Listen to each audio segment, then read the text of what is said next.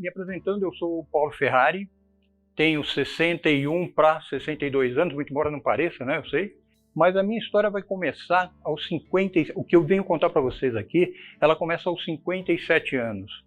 Foi num dia 14 de fevereiro de 2014 que eu fui demitido. Houve um downside, a empresa diminuiu, houve cortes, houve o que eles chamam de reengenharia, e eu fiz parte desse processo. Agora imagine o que é aos 57 anos você ficar sem muita perspectiva, né? Sou publicitário por formação, sempre trabalhei nessa área, e eu estava gerenciando a House da Editora Globo, que é uma agência de propaganda dentro da própria empresa, e de um dia para o outro me vi na rua, né? E eu tinha duas alternativas. A primeira delas era ficar como um maluco, mandando currículo e tentando uma recolocação, e eu fiz isso, né? Óbvio, e não está errado fazer isso. E a segunda era repensar um pouquinho na minha história. Quer dizer, como é que eu cheguei até ali e o que aquele momento estava servindo para mim como sinal. Qual era o sinal? O que a vida estava apontando naquele momento? E foi exatamente nesse hiato, nessa busca e nessa hora de respirar, que eu fui buscar e eu fui resgatar um talento que eu tinha, que eu não contei aqui para vocês, mas desde criança eu brincava de desenhar, adorava desenhar, tinha essa habilidade, né? E foi até os 15, 17 anos, aí você começa a namorar e fala, isso é coisa de criança, né? Então abandonei, fui seguir a minha carreira, virei publicitário, e houve um hiato, literalmente, de 40 anos. E nesse meu momento de não fazer nada, eu peguei um caderno, eu peguei caneta e comecei a desenhar novamente. Ou seja, eu fui resgatar aqueles meus 17 anos, ou antes, né, do que isso, e fui transportar isso para o papel. Foi muito legal, né? Comecei a botar nas redes sociais, as pessoas curtiam, aí, lógico, você pensa, são os amigos querendo te dar força, né? Vai em frente. Eu, ok, se é isso, eu vou acreditar e vou. E continuei fazendo. Continuei desenhando, e faço essa prática até hoje, né? Assim como o atleta treina todo dia, eu vou lá no meu caderninho e desenho todo dia. Isso para mim virou uma atividade. Não para ocupar o tempo, eu continuei ainda batalhando meus espaços e tal, mas ela foi abrindo um outro horizonte para mim. Eu falei, poxa, eu vou olhar diferente. O que eu posso fazer com isso aqui? Num primeiro momento você fala, pô, eu preciso ganhar dinheiro com isso, né? Mas eu acho que o receber ou ganhar, ou dar valor, ou que as pessoas deem valor financeiro, monetário, você faça disso recursos, ainda é um passo seguinte. Eu acho que você tem que fazer o que o coração manda de verdade. E aí entra de verdade a minha história aqui.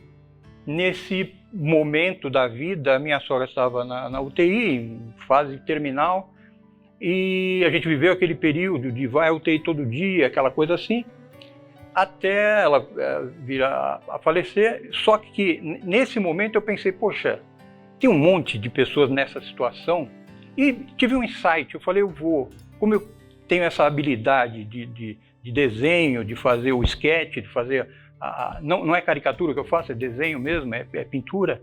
Eu falei, eu vou aos hospitais, né? Isso é uma forma de ocupar meu tempo. Vou aos hospitais e faço um desenho daquela pessoa que eu sei que amanhã pode não estar mais ali. Mas naquele momento, sabe aquela história da estrela? Você joga a estrela do mar de novo, né?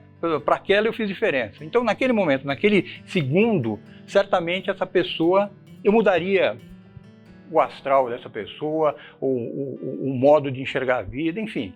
Alguma coisa ia me fazer bem e certamente fazer bem para essa pessoa.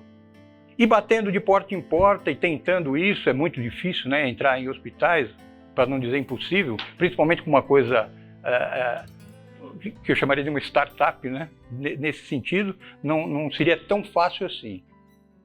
Só que a vida também te coloca em trilhos. E eu espalhei para Deus e o mundo, e conversando em casa, o meu filho falou, poxa, eu tenho uma amiga, estudou com ele, que está no Doutores da Alegria.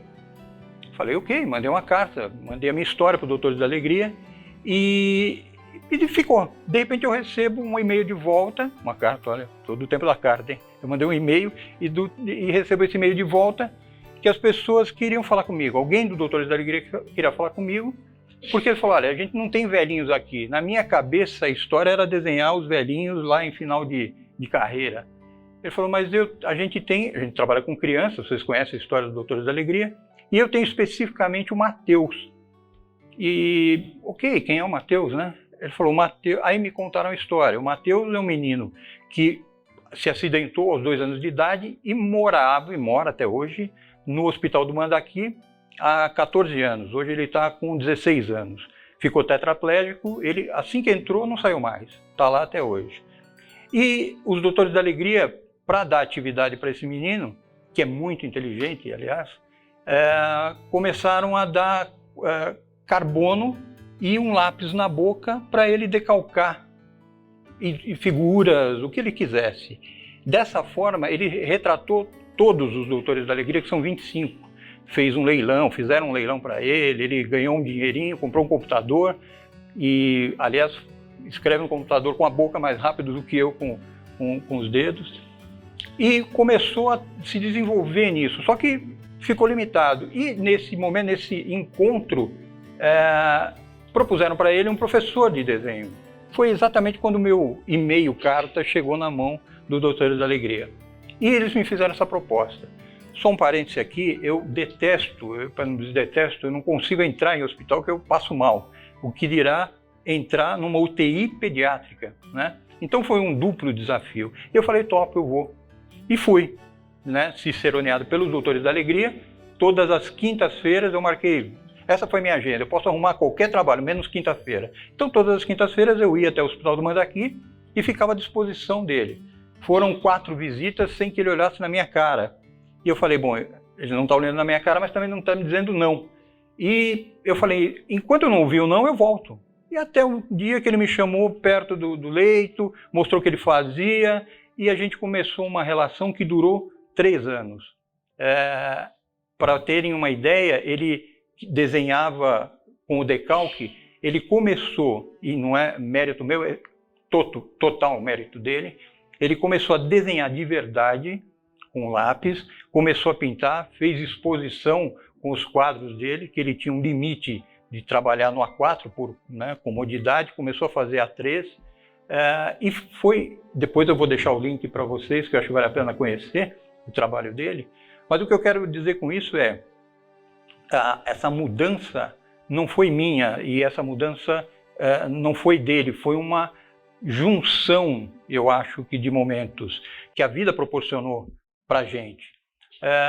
Só um exemplo, e vale como um exemplo bem legal aqui, ele começou a ter um trabalho autoral, né? Começou a desenhar e pintar com o estilo dele.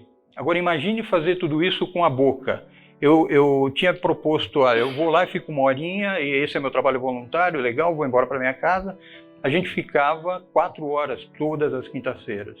Imagina ficar lá, como se fosse um período letivo, né?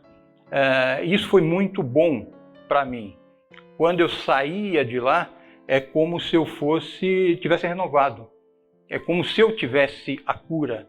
É como se eu tivesse me curado, por pior que fosse o momento que eu estivesse vivendo. E às vezes eu não tinha, graças a Deus que eu não pago condução, né? Mas eu não tinha dinheiro para ir para lá, mas como eu tinha essa vantagem, eu ia e feliz da vida. E saía de lá preenchido.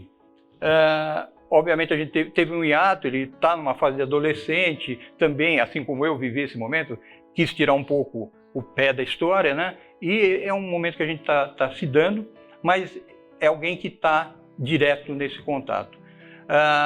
Só um exemplo, quando eu falei do trabalho autoral que ele faz e fez, ele recebeu várias encomendas, ele recebia lá do próprio hospital e cobrava R$20 um retrato. Se você mandasse lá sua foto, ele faria o retrato por R$20.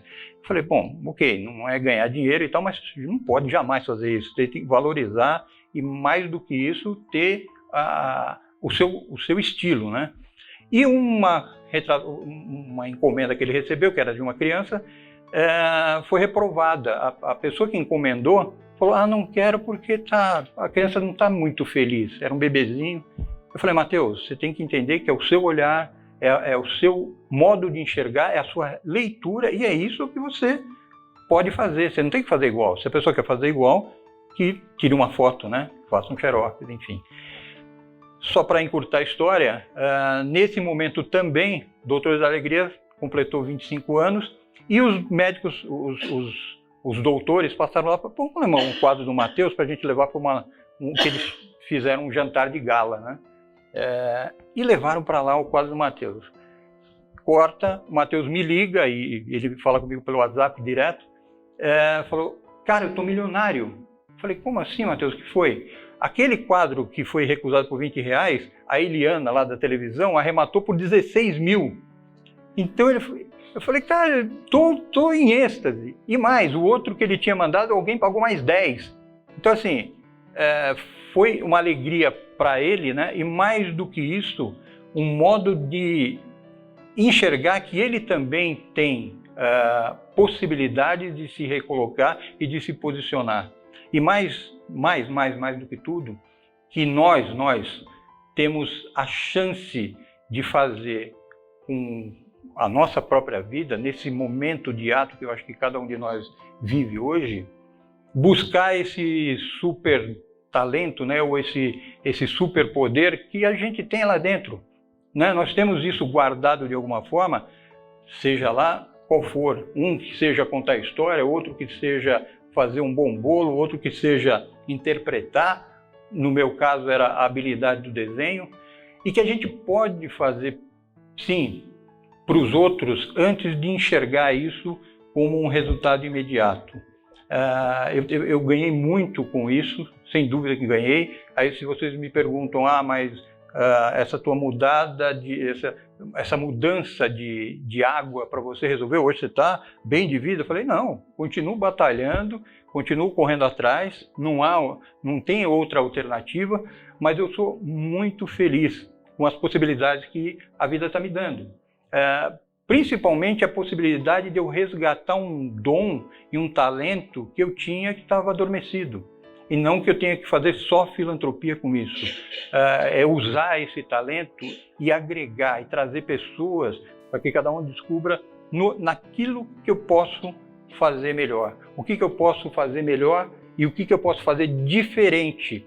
Só para encerrar, eu tenho pouco tempo aqui, eu lembro assim de uma história do Marcello Mastroianni, né?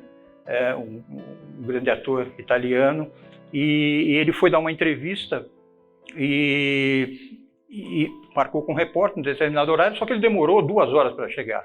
E quando chegou, pediu muito desculpa, muito educado, pediu milhões de desculpas e falou, cara, você não imagina como é ser ator, né? Você grava, regrava, faz várias vezes, você não sabe a hora que isso vai terminar. Mas uma coisa eu te digo, é muito melhor que trabalhar.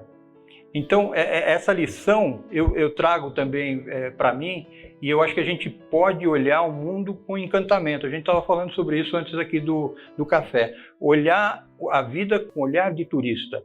Na hora que você olha tudo, quando você está num outro país, até o trânsito é maravilhoso, né? Até a coisa feia é linda. Por que a gente não faz isso com a gente mesmo? Eu acho que a gente deve e pode fazer isso a cada minuto. Esse é o estar presente. Esse é o fazer parte desse universo e compartilhar aquilo que a gente tem de melhor.